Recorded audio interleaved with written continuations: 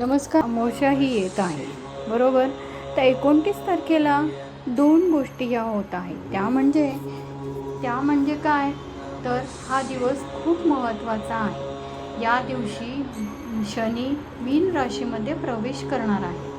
त्याचवेळी सूर्यग्रहण आणि अमावस्या तिथी या दोन्ही गोष्टी ह्या आलेल्या आहेत. असा हा दुर्मिळ योग आणि या योगाच्या प्रभावामुळे या दिवशी काही विशिष्ट चुका ह्या आपल्याला टाळणे गरजेचे आहे. नाहीतर शनीचा कोप हा तुमच्या जीवनात संकटे निर्माण करू शकतो.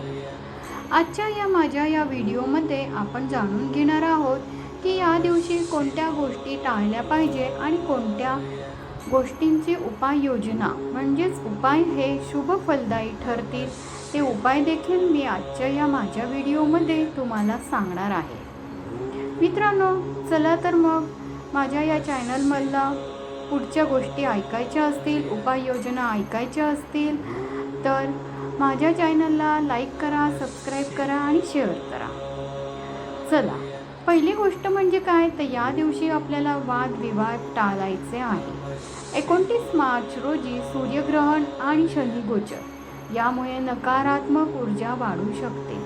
त्यामुळे या दिवशी कोणत्याही प्रकारच्या वादविवादांपासून दूर राहणे खूप गरजेचे आहे.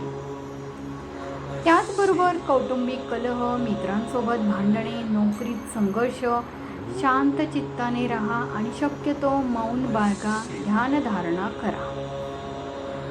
2 नंबर, बाहेरचे अन्न खाणे टाळा. या दिवशी शक्यतो बाहेरचे अन्न खाणे टाळा. या ग्रहण काळात बनवलेले अन्न हे नकारात्मक ऊर्जा ही आपल्या शरीरामध्ये प्रवेश करू शकते. जर उपास शक्य नसेल, उपास केल्या तरी चालेल, पण सात्विक जेवण किंवा घरचेच अन्न खा. त्यानंतर तिसरी गोष्ट म्हणजे प्रवास करणे टाळा. 29 मार्च हा दिवस प्रवासासाठी अशुभ दिवस मानला जाणार आहे.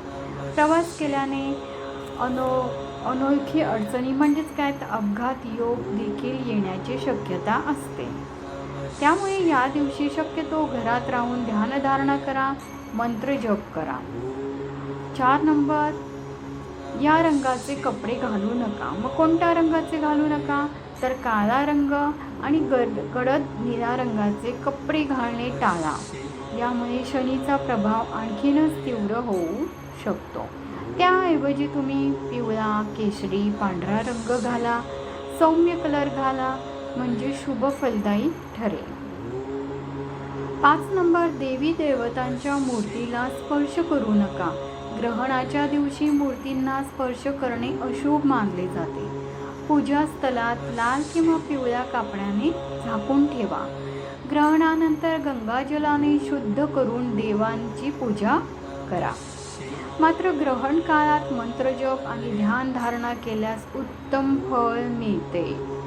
आता मी सांगणार आहे की तुम्हाला काय उपाययोजना किंवा कोणकोणते उपाय केले म्हणजे शनी महाराज आपल्यावरती प्रसन्न राहील.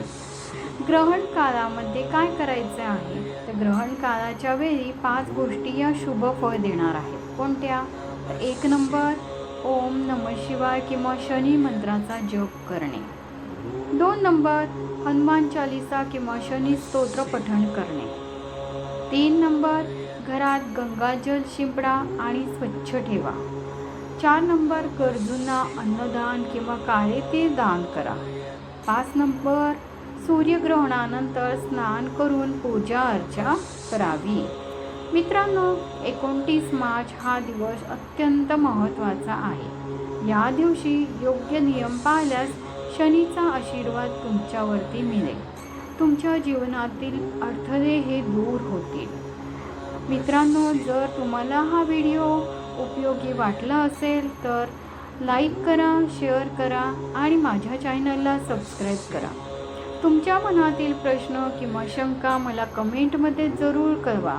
मी यावरती उत्तर